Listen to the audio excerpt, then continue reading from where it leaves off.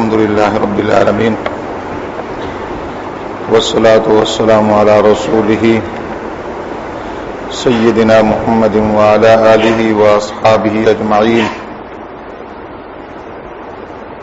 أما بعد، بسم الله الرحمن الرحيم.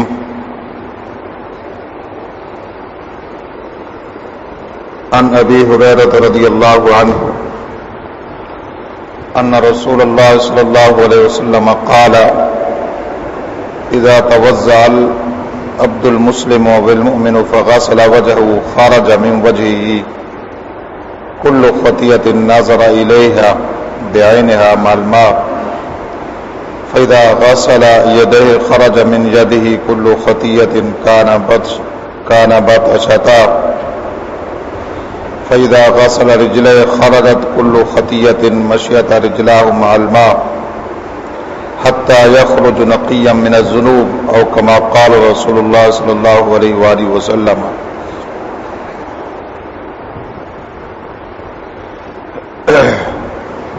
حضور سرور عالم صلی اللہ علیہ وآلہ وسلم کی ہر ایک حدیث ہمارے لیے تعلیم ہے اور دین کا حصہ ہے، اور حضور سرور عالم صلی اللہ علیہ وآلہ وسلم کے احادیث کو حاصل کرنے کے لیے صحابہ، تابعین اور بڑے بڑے امام دور دراز کا سفر کیا کرتے تھے. بہت سی عبادتیں ایسی ہیں جو بظاہر ہم ان کو چھوٹی عبادتیں سمجھتے ہیں، ان کو اتنی اہمیت نہیں دیتے، لیکن وہ ہمارے لیے بہت زیادہ مفید ہیں. حضور سرور عالم صلی اللہ علیہ وآلہ وسلم نے یہ وضو جو ہم نماز کے لیے کرتے ہیں اس کی اتنی اہمیت بیان فرمائی، اتنا فائدہ بیان فرمایا کہ انسان اس کو معلوم کر کے حیران رہ جاتا ہے. لیکن یہ بات ذہنوں میں رکھیے کہ حضور اکرم صلی اللہ علیہ وسلم کا فرمایا ہوا ایک ایک لفظ حقیقت ہے، اور آپ زبان سے جو ارشاد فرما دیں اللہ تعالی وہ پورا کرتا ہے اور وہ عطا فرماتا ہے. حضرت ابو ہریرہ رضی اللہ تعالی عنہ فرماتے ہیں کہ حضور اکرم صلی اللہ علیہ وآلہ وسلم نے ارشاد فرمایا: اذا توضأ العبد المسلم والمؤمن، جس وقت کوئی مسلمان بندہ وضو کرتا ہے، فغسل وجہہ، اور اپنا چہرہ دھوتا ہے، خرج من وجہ کل خطیۃ نظر الیہا، تو چہرہ دھوتے ہی اس نے چہرے کے جس اندام سے چہرے میں شامل ہو جاتے ہیں دونوں کان، دونوں آنکھیں، ناک، زبان، چہرہ، دونوں گال، تو انسان اس چہرے کے حصے سے بہت سے گناہ کرتا ہے، کانوں سے سن کر، آنکھوں سے دیکھ کر، ناک سے سونگھ کر، زبان سے بول کر. تو حضور اکرم صلی اللہ علیہ وسلم نے فرمایا اس بندے نے چہرے کے جس حصے سے جو بھی گناہ کیا ہے، جیسے وہ چہرہ دھوئے گا اللہ تعالیٰ اس کے چہرے کے سارے گناہوں کو زائل فرما دیتا ہے اور ختم کر دیتا ہے. پھر حضور اکرم صلی اللہ علیہ وسلم نے فرمایا: فَإِذَا غَسَلَ يَدَيْهِ، جب انسان اپنا ہاتھ دھوتا ہے تو ہاتھ سے جو اس نے گناہ کیے کہ کسی چیز کو پکڑا یا اشارہ کیا، اللہ تعالیٰ اس کے ہاتھ کے گناہوں کو ہاتھ سے دور فرما دیتا ہے. پھر جب پاؤں دھوتا ہے، فَإِذَا غَسَلَ رِجْلَيْهِ، جب پاؤں دھوتا ہے تو پاؤں دھوتے ہی پاؤں کے تمام گناہ ختم ہو جاتے ہیں، حتیٰ کہ جس وقت وہ وضو کر لیتا ہے، مکمل ہو جاتا ہے، یخرج نقیا من الذنوب، تمام گناہوں سے باہر آ جاتا ہے. وضو کے اندر ہم صرف 4 انداموں کو دھوتے اور مسح کرتے ہیں: چہرہ، ہاتھ، پاؤں اور سر کا مسح کرتے ہیں. لیکن جسم سارا پاک ہو جاتا ہے یا صرف یہی اندام پاک ہوتے ہیں؟ سارا جسم پاک ہو جاتا ہے. ہم ان 4 انداموں کو جب دھوتے ہیں اور مسح کرتے ہیں تو پورے کا پورا جسم پاک ہو جاتا ہے, نماز ہم پڑھ سکتے ہیں. تو اسی طریقہ سے جو بندہ صحیح طریقہ سے وضو کرے گا, اللہ تعالیٰ اس کے تمام جسم کے گناہوں کو اس سے جسم سے دور کر دے گا. یہ حضور اکرم صلی اللہ علیہ وسلم کی ایک حدیث نہیں, کافی ساری احادیث اسی طرح کی ہیں. حضرت مسلم روایت کرتے ہیں ابو حازم سے. ابو حازم ایک صحابی ہیں. قال كنت خلف ابی ہریرہ وهو يتوضأ للصلاة. ابو حازم کہتے ہیں کہ حضرت ابو ہریرہ رضی اللہ تعالی عنہ وضو کر رہے تھے اور میں ان کے پیچھے کھڑے ہو کر ان کا وضو دیکھ رہا تھا کہ یہ حضور اکرم صلی اللہ علیہ وسلم کے ہمیشہ ساتھ رہنے والے صحابی ہیں اور اب بوڑھے ہو چکے تھے, تو میں ان کا وضو دیکھ رہا تھا کہ یہ وضو کیسے کرتے ہیں. فکان یمد یدہ حتی یبلغ ابطہ. میں نے دیکھا کہ جب وہ اپنا ہاتھ دھوتے تھے تو ہاتھ کو اتنا دھوتے تھے کہ بغلوں تک اپنا پورا ہاتھ اور پوری کلائیاں دھو لیتے تھے اور پورا ہاتھ دھو لیتے تھے. حالانکہ کونیاں تک دھونا فرض ہے لیکن پورا دھو لیتے تھے بغلوں تک. فقلت, تو ابو حازم کہتے ہیں میں جو پیچھے کھڑا ہوا تھا میں دیکھ رہا تھا, میں نے کہا یا ابا ہریرہ ما ھذا. میں نے کہا اے ابو ہریرہ یہ وضو آپ کس طرح کر رہے ہیں کہ پورا ایک ہاتھ دھو رہے ہیں بغلوں تک؟ تو ایسا وضو تو میں نے نہیں دیکھا. تو حضرت ابو ہریرہ کو پتہ نہیں تھا کہ یہ ابو حازم میرے پیچھے کھڑا ہے اور وضو دیکھ رہا ہے. فقال یا بنی فروخ. تو انہوں نے ایک مزاحیہ انداز میں فرمایا جیسے پیار کیا جاتا ہے, اے پرندے کا بچہ, انتم ہاؤنا, تو یہاں کھڑا ہوا ہے, مجھے تو پتہ نہیں تھا کہ تو یہاں کھڑا ہے. لو علمت انکم ہاؤنا ما توضأت ھذا الوضوء.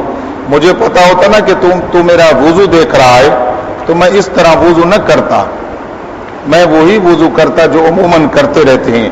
ابھی تو میں اپنے شوق کا وضو کر رہا تھا اور اپنے محبت کا وضو کر رہا تھا. جو وضو نماز میں ہوتا ہے میں وہ وضو نہیں کر رہا تھا, مجھے معلوم نہیں تھا کہ تو مجھے دیکھ رہا ہے. پھر حضرت ابو ہریرہ نے اس وضو کرنے کی وجہ بتائی. سمعت خلیل رسول اللہ صلی اللہ علیہ وسلم یقول تبلغ الحلیۃ من المؤمن حیث یبلغ الوضوء. حضرت ابو ہریرہ فرماتے ہیں میں اپنے انداموں کو زیادہ اس لیے دھو رہا ہوں کہ میں نے حضور سرور عالم صلی اللہ علیہ وسلم سے یہ بات سنی ہے کہ آپ صلی اللہ علیہ وسلم نے ارشاد فرمایا کہ جو بندہ وضو کے اندر اپنے اندام کو جس حد تک دھوتا ہے اللہ تعالیٰ قیامت کے دن جنت میں اس کو اس حد تک جنت کا زیور پہنائے گا.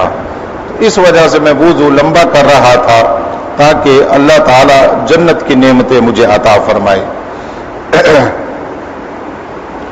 حضرت ابو ہریرہ رضی اللہ تعالیٰ عنہ کی حدیث ہے ان رسول اللہ صلی اللہ علیہ وسلم اتى المقبرہ تھا.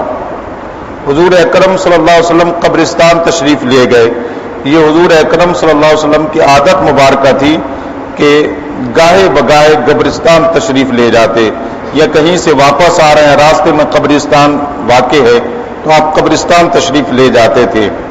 تو حضور اکرم صلی اللہ علیہ وسلم قبرستان تشریف لے گئے, اس لیے حضور اکرم صلی اللہ علیہ وسلم نے ترغیب دی ہے کہ قبرستان جایا کرو, اس سے تمہیں فائدہ یہ ہوگا کہ تمہیں اپنی موت یاد آ جائے گی, اور قبرستان والوں کو فائدہ یہ ہوگا کہ تم کچھ پڑھ کر ان کو ایصال ثواب کرو گے تو ان کو فائدہ ہوگا اور تمہارے جانے سے وہ انس حاصل کرتے ہیں, محبت حاصل کرتے ہیں. حضور اکرم صلی اللہ علیہ وسلم قبرستان تشریف لے گئے. آپ نے فرمایا السلام علیکم دار قوم المؤمنین, تم پر سلام ہو اے مومنو, وَإِنَّا إِنشَاءَ اللَّهُ بِكُمْ عَنْ قَرِيبٍ لَاحِقُونَ, ہم بھی عن قریب تمہارے پاس آنے والے ہیں. تو وَدِدْتُ أَنَا قَدْ رَأَيْنَا إِخْوَانَنَا. حضور اکرم صلی اللہ علیہ وسلم ارشاد فرماتے ہیں کہ آپ نے قبرستان والوں کو مخاطب کیا اور آپ نے فرمایا کہ ان قریب ہم تمہارے پاس آئیں گے. پھر آپ نے بہت پیارا جملہ ارشاد فرمایا. آپ نے فرمایا میں چاہتا ہوں کہ جب میں اس دنیا سے جاؤں اور قبر کی حالت میں پہنچوں تو میں اپنے بھائیوں سے ملاقات کروں. وددت انا قد رأینا اخواننا، میں یہ چاہتا ہوں کہ تمہارے پاس آ کر میں اپنے بھائیوں سے ملاقات کروں، میں اپنے بھائیوں کو دیکھوں اور میرے بھائی مجھے دیکھیں. اس جملے کو یاد کیجئے گا کہ آپ صلی اللہ علیہ وسلم نے فرمایا ان قریب ہم تمہارے پاس قبروں میں آنے والے ہیں اور میں یہ چاہتا ہوں کہ جب میں قبر میں پہنچوں تو میں اپنے بھائیوں سے ملاقات کروں اور بھائی مجھے دیکھیں اور میں ان کو دیکھوں، ملاقات کروں. یہ ایک عجیب سا جملہ تھا جو حضور اکرم صلی اللہ علیہ وسلم نے کبھی بھی نہیں فرمایا تھا. قالو، تو جو صحابہ موجود تھے انہوں نے عرض کی اب لسنا اخواننا یا رسول اللہ صلی اللہ علیہ وسلم. یا رسول اللہ صلی اللہ علیہ وسلم آپ جو یہ ارشاد فرما رہے ہیں کہ ہم اپنے بھائیوں کو دیکھیں گے اور ہمارے بھائی ہمیں دیکھیں گے، تو ہم کیا آپ کے بھائی نہیں ہیں جو ہم موجود ہیں؟ قالا، تو آپ نے فرمایا انتم اصحابی، تم تو میرے صحابہ ہو، تم میرے صحابہ ہو، میرے اخوان نہیں ہو، میرے بھائی نہیں ہو. میرے بھائی جو مجھ سے محبت کرتے ہیں میں انہیں دیکھنا چاہتا ہوں، وہ مجھے دیکھیں گے. تم میرے بھائی نہیں ہو، میرے صحابہ ہو. پھر آپ نے فرمایا وَإِخْوَانُنَا الَّذِينَ لَمْ يَأْتُوا بَعْدُ، میرے بھائی تو وہ ہیں جو میرے زمانہ کے بعد آئیں گے، میرے زمانہ کے بعد آئیں گے. یعنی وہ مومن جو حضور اکرم صلی اللہ علیہ وسلم پر ایمان لائیں گے لیکن حضور کے زمانہ میں موجود نہیں ہوں گے، جیسا کہ ہم آپ صلی اللہ علیہ وسلم پر ایمان لائے ہیں لیکن آپ کے زمانہ میں نہیں ہے، آپ کے زمانہ کے بعد آئے ہیں. تو حضور اکرم صلی اللہ علیہ وسلم نے فرمایا میرے بھائی تو وہ ہیں جو میرے بعد آئیں گے اور اس دنیا میں مجھ سے نہیں ملیں گے، وہ میرے بھائی ہیں. تو حضور اکرم صلی اللہ علیہ وسلم کا یہ پیارا جملہ یہ بتاتا ہے کہ جس طرح ہم یہ چاہتے ہیں کہ ہم جب قبر میں پہنچیں اور حضور اکرم صلی اللہ علیہ وسلم تشریف لائیں تو ہم آپ کو پہچانیں اور آپ کی عزت کریں اور آپ کا دیدار کا شرف ہمیں حاصل ہو. اسی طرح حضور اکرم صلی اللہ علیہ وسلم یہ بات پسند فرماتے ہیں کہ میں اپنے بعد میں آنے والی امت کو دیکھوں اور ان سے ملاقات کروں. یہ حضور اکرم صلی اللہ علیہ وسلم کی محبت ہے سب امت کے لیے. تو قالو، صحابہ نے ایک دوسرا سوال کیا جو موجود تھے. قالو کیف تعرف من لم یأت بعد من امتک یا رسول اللہ صلی اللہ علیہ وسلم. یا رسول اللہ صلی اللہ علیہ وسلم آپ یہ بتائیں کہ ہم تو آپ میں موجود ہیں، آپ ہمیں دیکھتے ہیں، پہچان لیتے ہیں، لیکن جو امت آپ کی بعد میں آئے گی آپ ان کو کیسے پہچانیں گے کہ وہ آپ کی امت میں سے ہیں اور آپ ان کو اپنا بھائی فرما رہے. قالا، تو آپ صلی اللہ علیہ وسلم نے فرمایا ارأیت لو ان رجلا له خیر غرا محجلہ. حضور اکرم صلی اللہ علیہ وسلم نے فرمایا، انہیں سمجھایا ان کے انداز میں. آپ صلی اللہ علیہ وسلم نے فرمایا تمہارے گھوڑے ہوتے ہیں اور تمہارا گھوڑا باقی گھوڑوں کے اندر مکس ہوں اور مختلط ہوں اور ان میں موجود ہوں، لیکن تمہارے گھوڑا کے چہرہ اور چاروں پاؤں سفید ہوں باقی گھوڑا سیاہ ہو، تو کیا تم اس سارے گھوڑوں میں سے اپنے گھوڑے کو پہچان لو گے کہ نہیں؟ تو صحابہ نے عرض کی یا رسول اللہ صلی اللہ علیہ وسلم بلا، ہم کیوں نہیں پہچانیں گے. ہمارا گھوڑا یہ ہوگا کہ اس کا چہرہ چمک رہا ہوگا، چہرہ اس کا سفید ہوگا، اس کے چاروں پاؤں چمک رہے ہوں گے، لہذا سب گھوڑوں میں سے ہم اپنے گھوڑے کو پہچان لیں گے. قالا، تو آپ صلی اللہ علیہ وسلم فرمایا فإنهم يأتون غرا محجلين من الوضوء. حضور اکرم صلی اللہ علیہ وسلم نے فرمایا تو سنو، میری جو امت بعد میں آئے گی ان کے وضو کے اندام چمک رہے ہوں گے، لہذا میں انہیں پہچان لوں گا کہ یہ میرا امتی آ رہا ہے. وأنا فرطهم على الحوض، میں حوض کوثر پر قیامت کے دن کھڑا ہوں گا. جیسے میری امت گزرے گی اس کا چہرہ چمکے گا، اس کے ہاتھ چمکیں گے، اس کے پاؤں چمکیں گے، تو میں پہچان لوں گا یہ میری امت ہے. تو آپ اس بات کو دیکھیں کہ وضو ہماری قیامت کے دن شناخت ہے، وضو ہمارے قیامت کے دن کی شناخت ہے کہ حضور اکرم صلی اللہ علیہ وسلم اس سے ہمیں پہچانیں گے. اس لیے صحابہ وضو کو اس انداز میں کرتے تھے اور اچھے انداز میں کرتے تھے تاکہ یہ ہمارے اندام قیامت کے دن چمکیں اور خوب روشن ہوں، تاکہ حضور اکرم صلی اللہ علیہ وسلم ہمیں پہچان لیں۔ وضو کے بارے میں بہت ساری احادیث ہیں جن کو پڑھا جائے تو جی چاہتا ہے کہ انسان ہر وقت وضو کرے، باقی احادیث کسی وقت پیش کی جائیں گی۔ اللہ تعالیٰ ہم سب کو اس پہ عمل کی توفیق عطا فرمائے، آمین۔ عالم صلی اللہ علیہ وآلہ وسلم نے ارشاد فرمایا کہ جو بندہ رات سوتے وقت سونے سے پہلے وضو کر لیتا ہے اور وضو کی حالت میں سو جاتا ہے تو آپ صلی اللہ علیہ وسلم نے ارشاد فرمایا کہ اس کی ساری رات کی نیند عبادت میں شامل ہو جائے گی اور اللہ تعالیٰ اس کو ایسا ثواب عطا فرمائے گا گویا کہ وہ ساری رات عبادت کرتا رہا ہے۔ دوسرا یہ کہ انسان جب سوتا ہے تو کافی چیزیں انسان پر حملہ آور ہوتی ہیں، جن، آسیب، اثرات، دوسرا زمین کے کیڑے مکوڑے، سانپ وغیرہ، جانور، یہ ساری چیزیں انسان پر حملہ آور ہوتی ہیں اور انسان نیند میں ہوتا ہے، انسان کو تو پتہ نہیں ہوتا۔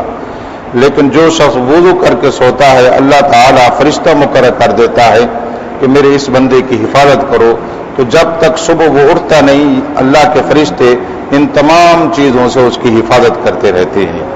یہ بہت بڑا فائدہ ہے ہمارے لیے، اور حضور صلی اللہ علیہ وسلم کی بعد حدیثوں میں یہ بات ثابت ہے کہ آپ صلی اللہ علیہ وسلم نے ارشاد فرمایا جو بندہ رات کو سوتے وقت وضو کر لے اور وضو کی حالت میں سو جائے تو اگر اس رات کو اس نیند کی حالت میں اس کو موت آ جائے تو اللہ تعالیٰ اس کو شہادت کی موت عطا فرماتا ہے۔ یہ ہم ایک عادت بنا لیں، ہمارا گھر کا ماحول صحیح نہیں ہوتا لیکن سوتے وقت اگر وضو کر لیں تو نیند بھی اچھی آئے گی اور یہ تمام فضیلتیں بھی ہم سب کو مل جائیں گی۔ اللہ ہم سب کو اس پہ عمل کی توفیق عطا فرمائے۔